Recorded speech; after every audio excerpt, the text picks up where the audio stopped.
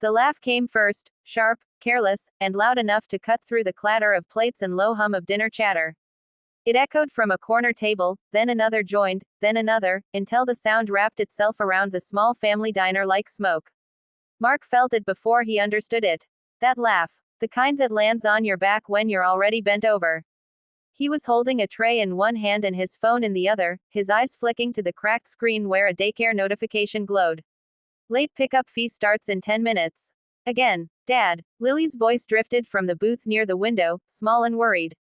She was 7, her legs swinging nervously under the table, homework spread out beside a half-eaten grilled cheese. Are you in trouble? Mark forced a smile and shook his head. No, Peanut. Just busy. That was when the chair scraped. A heavy, sickening thud followed.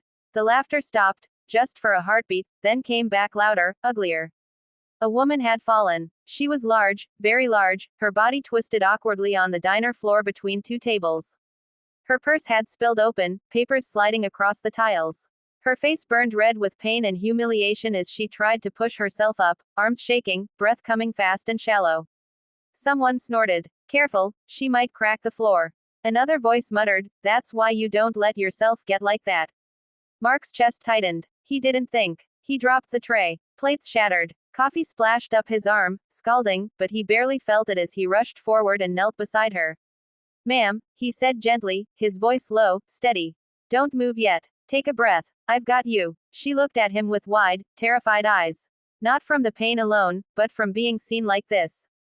Exposed. Judged. I can't, she whispered. Everyone's looking. I know, Mark said softly. But right now, you're safe. Focus on me, okay? Around them, people stared. Some filmed. Some whispered. No one else moved. Mark shifted his body to block her from view, using his own frame like a shield. Can you feel your legs? Yes, I think so.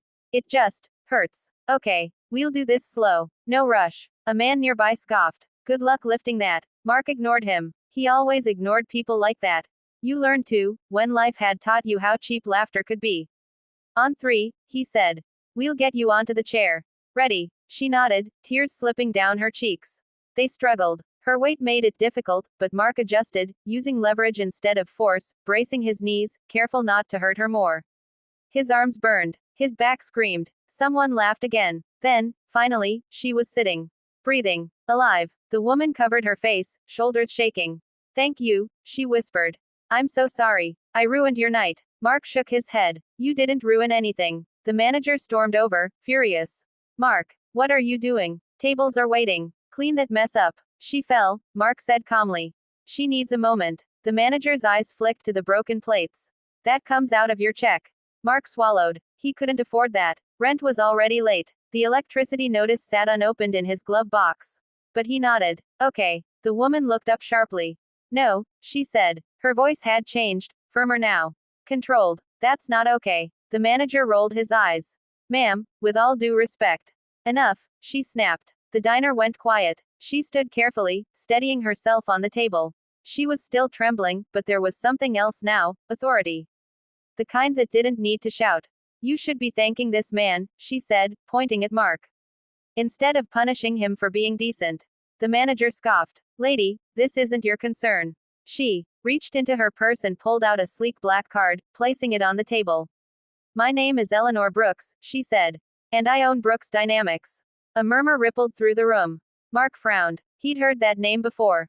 Everyone had. Brooks Dynamics was everywhere. Tech, logistics, billion-dollar headlines. The manager's face drained of color. I didn't realize. No, Eleanor said quietly. You didn't bother to realize anything at all. She turned to Mark. What's your name? Mark, he said. Mark Reyes. And that little girl over there? She asked, nodding toward Lily, who was watching with wide eyes.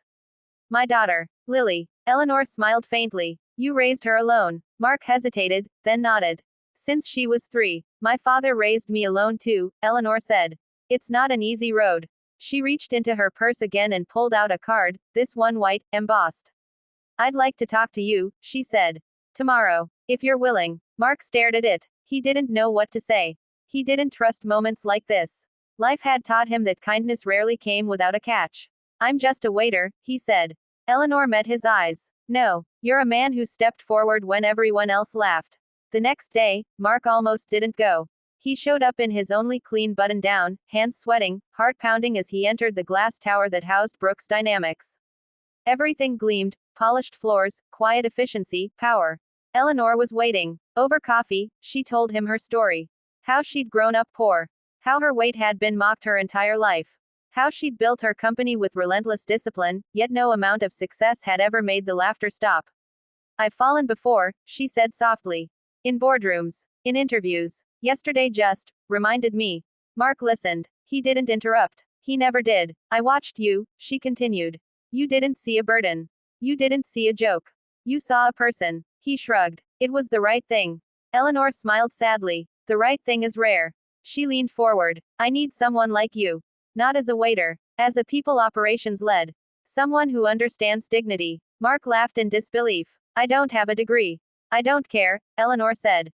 I can teach skills. I can't teach character. He thought of Lily. Of the daycare notices. Of the nights she pretended not to be hungry so he could eat. I'd have to think about it, he said. Of course, Eleanor replied. But know this, whatever you choose, your kindness already changed something. Weeks later, Mark wore a badge instead of an apron. The transition wasn't easy. People doubted him, whispered, questioned Eleanor's judgment. He struggled, failed, learned, and Eleanor faced her own battles: media scrutiny, internal resistance, the same old cruelty dressed up in professional language. But they stood firm. Mark introduced new training, zero-tolerance policies for workplace humiliation, support programs that treated employees like humans, not numbers. Eleanor backed him, every step. One afternoon, Lily visited the office. She stood beside her father, eyes shining. Daddy, she whispered, is this where you help people now? Mark knelt and hugged her. Yeah, Peanut, it is. Months later, Eleanor returned to the diner. Same tables, same cracked tiles. This time, when she walked in, people stood. The manager had been replaced. And on the wall hung a small plaque. In honor of compassion, shown when it mattered most. Eleanor sat at the counter, smiling to herself. She hadn't stopped being judged. But she'd stopped falling alone. And somewhere out there, a single dad and his daughter were building a life, not on luck or money, but on one simple truth. Kindness, when chosen in the face of cruelty, has a way of changing everything.